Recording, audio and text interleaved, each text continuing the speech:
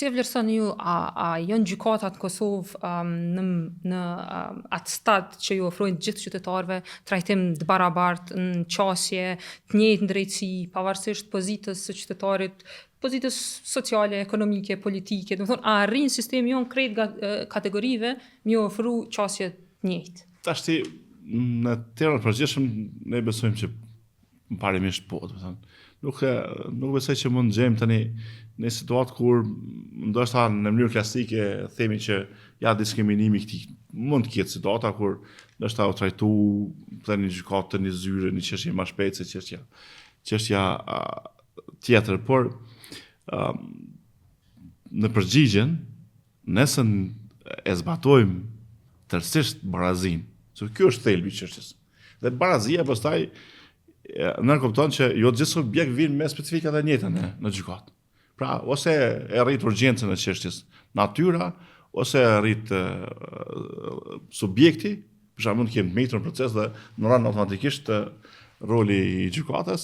Përgjigjja është jo, madje ne një japi probleme kryesore që unë e kam pasur kohës kur kam qenë këshill, ka qenë me boni moti serioze të një farloj shpërndahme proporcionale në sistem. Sepse cënoi rënë barazia pra kishim gjykatë që veprante në 2 vite ku dhe kishim gjykatë që veprante në 5 ose në 7 vite.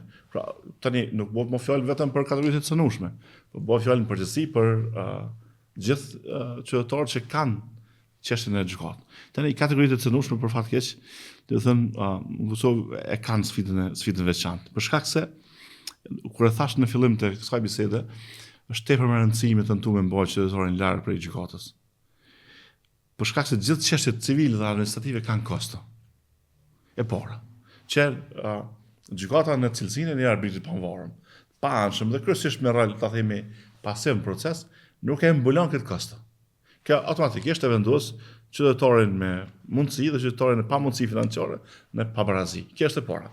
Dhe e dyta është natyrë njerëzore. Ato që kanë gjendje ekonomike, ta themi, jo të mirë, apo rrethona tjera, se nuk është vetë gjendje ekonomike, zakonisht kanë më pak njohje dhe kanë më pak mundësi. Edhe për vetë të drejtën.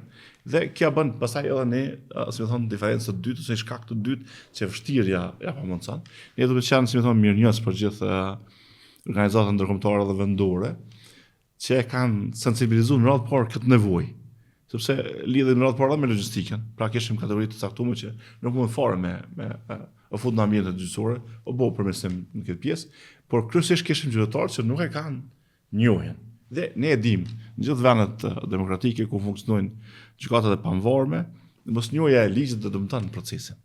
Dhe tash a është mri, nëse më pyetni mua si profesionist, a është mri që edhe përmes kësaj asistencë që dhon në forma të ndryshme me u realizu mbrojtja gjyqësore efektive, prapë mendoj që ju, sepse potenciali i çdo organizatë që jap ndihmë juridike nuk është si më thonë, në modelin e avancuar të mbështetjes, por është në nivelin princip minimal të mbështetjes, pra përbën një progres të madh, por megjithatë prapë ka sfida. Tash se ka qenë sjellja gjyqësore sa do duhet shtetit të shikon këtë pjesë, unë besoj që ka hapësira, për shkak se ndoshta do duhet që edhe në ligjet e sidomos të procedurave të kishim rrethona lehtësuese